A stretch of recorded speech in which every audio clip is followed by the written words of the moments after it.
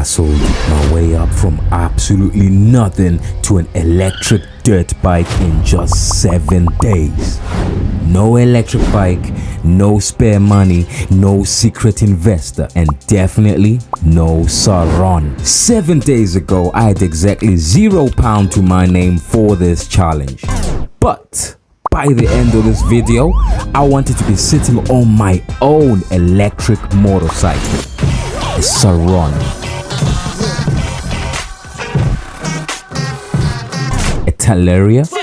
With the enemy, think that it was meant to be. Living in a time where disease is on every. An E-Ride Pro, anything that would get me into the electric dirt bike life. The problem, I had absolutely nothing worth trading, nothing worth selling, and no clue if this stupid idea was even possible. What makes this challenge even crazier is that halfway through, one message popped up on the screen that nearly killed the entire thing. I genuinely thought challenge was over. I'll show you that disaster when we get there.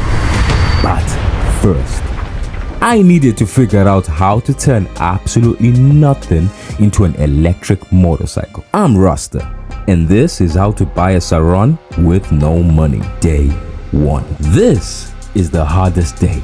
Going from absolute zero.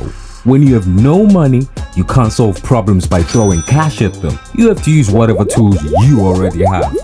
For me, the tool is the internet. So I jumped straight onto Facebook Marketplace, scrolling,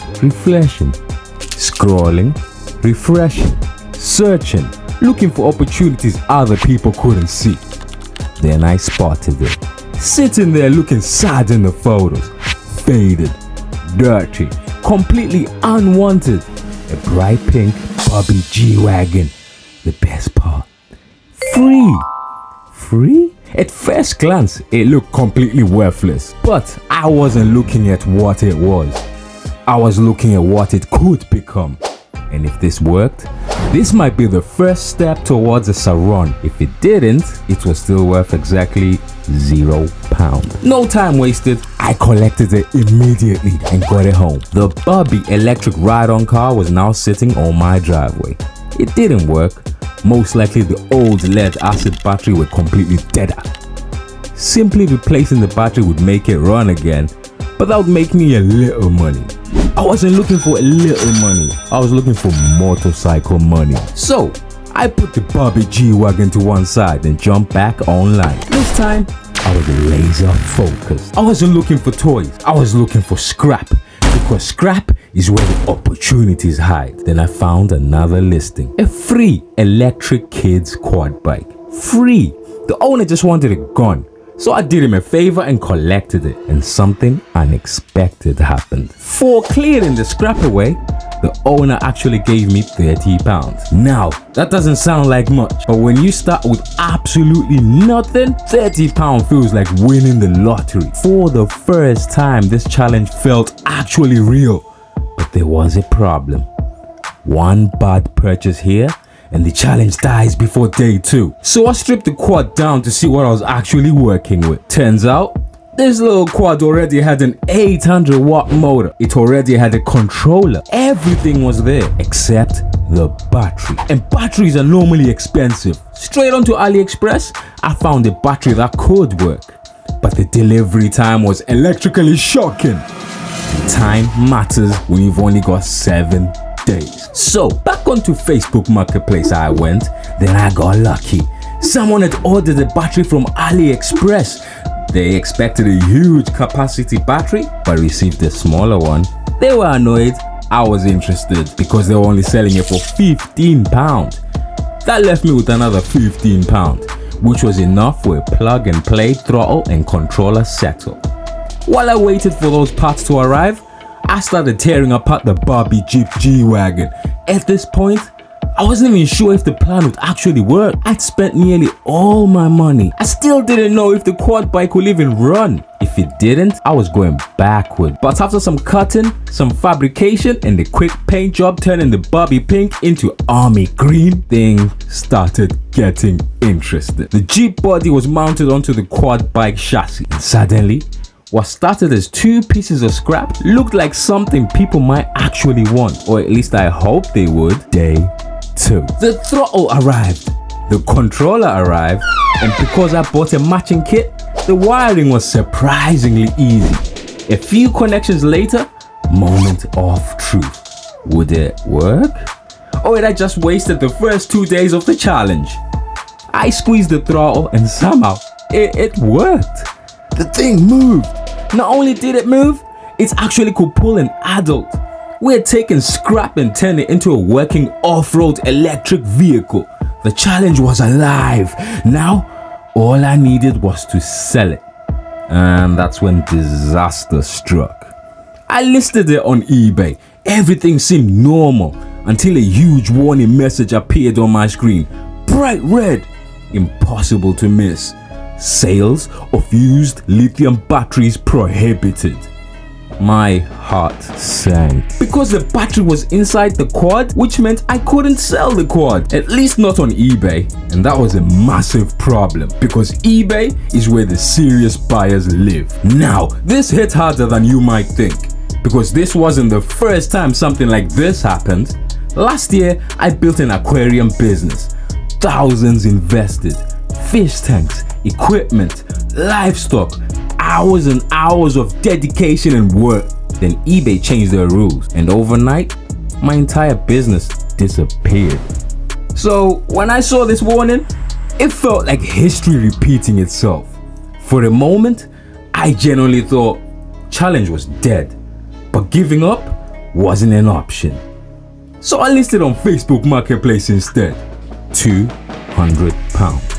Nearest offer takes it. Swaps welcome. Then I waited. And honestly, I wasn't sure anybody would buy it. Because what exactly was it? A quad? A ride-on toy? A mini off-roader? It sat somewhere in the middle, which meant it either had huge value or absolutely none. Within minutes, messages started flooding in, mostly scammers as usual. Then a genuine buyer appeared. £120 collected. Deal! Just like that, the quad was gone. And suddenly, I had £120 cash in my hand. Challenge alive. Now things started getting interesting. Straight back onto Marketplace. This time, searching for electric bike parts. I found an old brushed hub motor wheel for £20. Then a 36-volt battery for £40. Then a controller for £15. By the end of the night, I had everything needed for an electric bike conversion. And I had no idea this little build would completely change the challenge. Day 3. I got told about a pile of scrap bikes sitting by somebody's garden. Free. Exactly my favorite price. I arrived, looked over the pile, and immediately spotted potential. At first, I grabbed the most complete bike, but then I noticed something. A problem that could ruin the entire build. V-brakes, bro. Not ideal, especially for an electric bike, so I went back into the scrap pile and found something much better. A Carrera hardtail, disc brake mounts, Santor suspension forks, better geometry, much better starting point. Hub motor installed straight away. Battery mounted alongside the controller, hidden neatly in a bag just behind the seat, bro. Everything looked good until I spotted another issue. A bigger issue. The dropouts. If you've built electric bikes before, you know exactly why that's scary. Because hub motors create torque. Lots of it. Enough torque to damage frames. Enough torque to eject the wheels. Enough torque to put you on the floor, my guy. So I fitted a torque arm. Was it perfect? Not really. Would it help? Hopefully. At this point, I had no choice but to test it. The bike launched hard. Immediately I knew thing was fun. Actually, too fun. The front wheel wanted to live in the sky. 12 o'clock. It had accidentally became the perfect wheelie bike. So that's exactly how I marketed it. An electric wheelie bike. Now I just needed somebody crazy enough to buy it. Day 4. The messages weren't great. Mostly scammers again. Then I discovered something. A loophole. A weird loophole. Apparently, eBay didn't like electric bicycles, but had no problem with electric motorcycles. Interesting, very interesting. So I listed the bike as an electric motorcycle, paid the listing fee, and waited. The next few hours felt like forever, because if this bike didn't sell, the challenge would stall.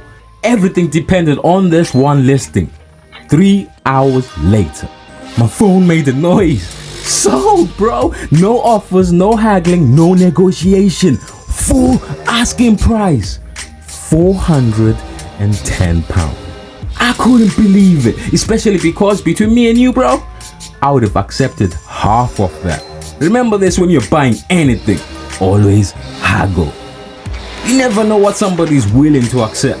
The buyer collected later that day, and suddenly, I had more money than I'd ever expected at this stage. For the first time, the dream felt realistic. Day 5.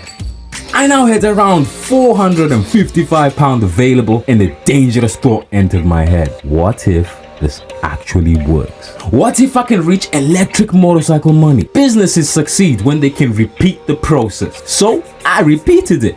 Another bike, another conversion, another flip. This one looked wild. Purple, pink, blue, a proper attention seeker. Built for around £80, sold for £300. Just like that, the money kept growing, the confidence kept growing, and the challenge was snowballing. By now, we had over £700 flowing through the challenge. And for the first time, a Surron felt actually possible. Or so I thought. Day 6. This should have been the easy part. Go onto Facebook Marketplace, buy a Surron, job done. Except reality had other plans. Every listing was too expensive. £1,000, £1,200, £1,500. Some even more. After nearly a week hustling, I was still too broke. That hurt. I genuinely thought this was where the challenge would end. Then I found something strange. A listing I almost scrolled past. No battery, no controller, barely looked like a motorcycle. Most people would see a pile of parts. I saw opportunity. But one detail made me stop instantly. The rear motor. The hub motor right there, MX US. Now, if you know about electric bikes, you know that this motor is no toy motor. That's serious business. Potentially more power than a stock Surron motor. Suddenly, I wasn't looking at a project anymore. I was looking at the future weapon. Without even following my own advice, I paid the full asking price, £450, and took it home. Was it a risky one? Absolutely. Was it smart?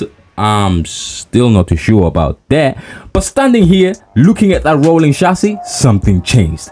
I realized I didn't actually want a Surron anymore. Not at all. I wanted this. A custom electric motorcycle. Built my way. A bike nobody else has. A bike that could eventually embarrass far more expensive machines. The MX US motor alone is worth serious money. The forks, the seat, wheels, and the frame, there was value everywhere. That's when I made the decision. This wasn't going to be another off-road toy. This build is going to be legal.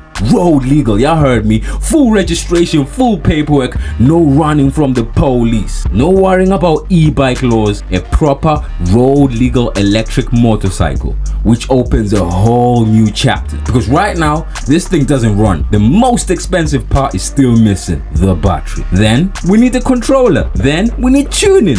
Then we need testing. And once that's finished, this thing might not just keep up with the Surron, it might actually beat the Surron. 7 days ago, I started with absolutely nothing, not a penny. Now I'm standing next to my own electric motorcycle project. It isn't a Surron, it isn't a Teleria, it's something much more interesting. Because I built the opportunity myself, and the crazy thing, the real build hasn't even started yet.